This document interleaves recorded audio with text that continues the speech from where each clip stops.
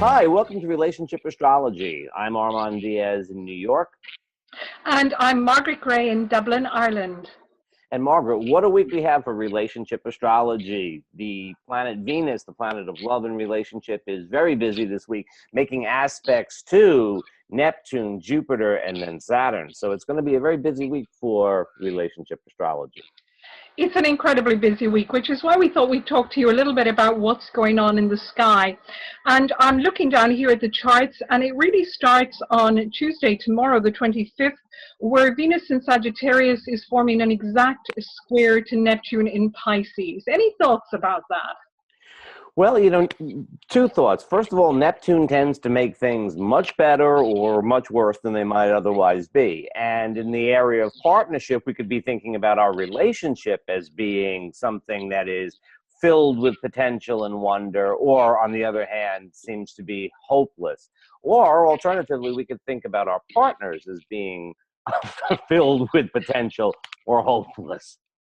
I so agree. And I think Neptune is always an interesting one because, of course, it's really got that potential for illusion, sometimes delusion, putting people on a pedestal. It also can be, of course, a very romantic aspect, which is the very nice side of it. But sometimes, after a few days or when the transit goes by, we wake up and think, what was that all about?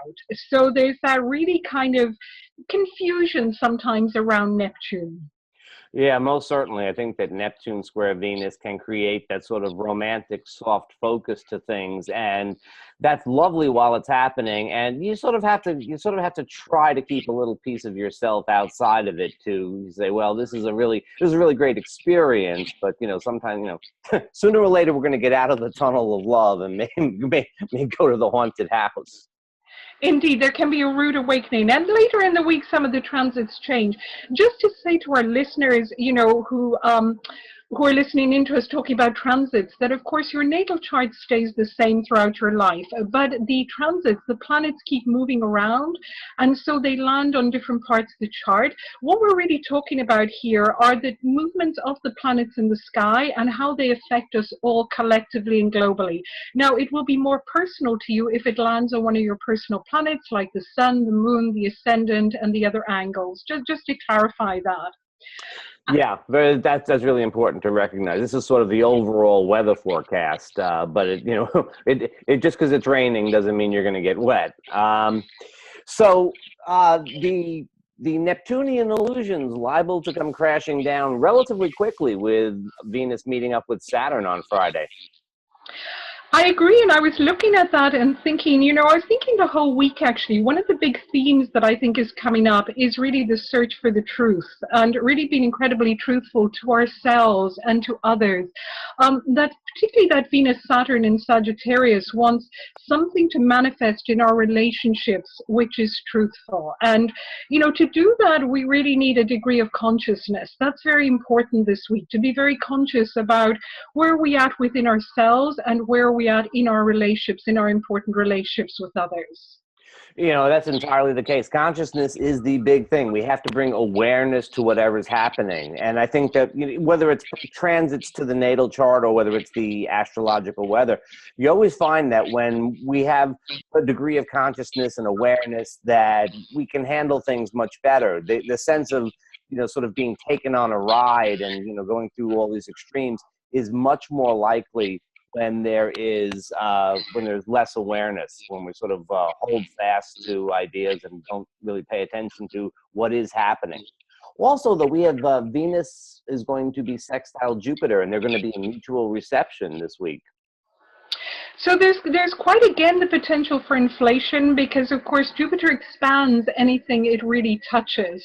And also the other transit of course is Venus is squaring the nodes. And I just wanted to say something briefly about the nodes at the moment because the South Node is in Pisces and the North Node is in Virgo. So whenever one of the planets squares these nodes, it really pushes us from the South Node in Pisces, which is potentially the potential to be a little bit in a place of victim, but also in a place of I'm sorry, the cat is, the cat is, I could see your expression. You know, the funny thing is that I had a cat behind me as well, but it moved off a short while ago. So they obviously enjoy hearing the transit. So yeah, any no, cat lover, maybe you can apply this to your relationship with your cat. almost certainly.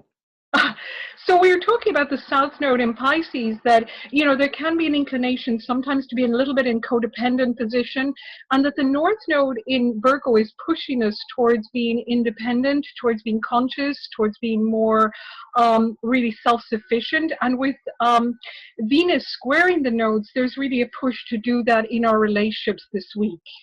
No, that's entirely so. I think that that's a big theme for the week. And also, Venus is about to go out of bounds for about 7 weeks. It's going to be far south of the ecliptic. And when that happens, relationship issues tend to reach a kind of extreme or peak. And I think that that is something that we need to be aware of. In a sense, this is a very busy week for Venus, but it's just a kickoff of about 6, 7 weeks of very intense relationship energy. And also, of course, Mars in Capricorn squaring Uranus in Aries. That's going to be an incredibly powerful transit on the 28th, which in a way is kind of a little bit of completion of what started with the Mars-Pluto on the 20th of October. So we've really been in this period of very intense energy, and I would interpret it as, you know, the potential for something new to manifest, but really needing to be careful that we don't project the transit onto our loved ones, because there could be a degree of impatience around, irritability, and it's very easy to blame people around us for that, but that's actually something that's going on globally, collectively, and within ourselves and our relationships. And as I say, the potential for something new to happen. Yeah, also another point that actually you made when we were talking before is that self-care is really important with this transit. This is not the sort of, especially with Uranus and Aries, this is not the sort of transit where we sort of should put a lot of pressure onto others to sort of take care of us. It's sort of like if I need to go to the gym and work off some energy, if I need to have some alone time, I should do that. I need to take care of myself. This is not a great time to be projecting anything onto the partner, especially, hey, take care of me, because they're probably out there taking care of themselves. Absolutely, but it is a good time to let go of old resentments. That I would say that, you know, sometimes, you know, there comes a point, and again, we were talking about this earlier, that it's really helpful in a relationship to just draw a line under old resentments. Not that they don't get resolved, but to say, okay, we're ready to turn a new page, we're ready to start afresh. So if you're at a point in your relationship where you're really ready to do that, this will be a great time to do it, because it's a great time for new starts. Exactly. And we are coming into the new moon at the same time. And the new moon, as we get into the new moon, which is on Saturday, it's a time to release and let go, but also to be thinking about planting for the future. So we'll be talking about that. Yes, and it's a powerful new moon in Scorpio. So we're going to be talking about that in a few days. And just to remind our listeners that we've also started series 1 about compatibility in relationships. We talked about the moon, and our next recording will be on Mercury. So that will be next week sometime. But before that, we'll certainly come back to you with some information on relationships and the new moon in passionate Scorpio. And we'll see you then. Take care, everyone. Bye-bye.